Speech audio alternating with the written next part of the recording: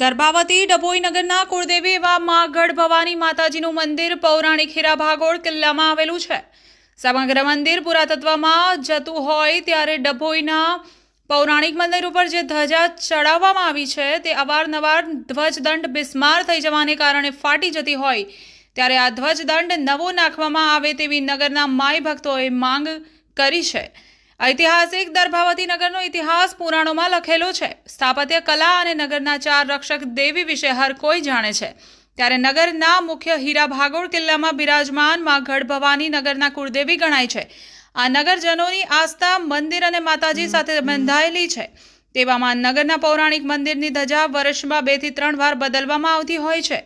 જે હાલ જોવા જઈએ તો આ ધ્વજનો જે દંડ છે તે બિસ્માર થઈ જવા પામ્યો છે, જે બદલવા માંગ ઉઠી રહી છે। બિસ્માર ધ્વજદંડને કારણે નવી ધ્વજ અવારનવાર ફાટી જતી હોય છે।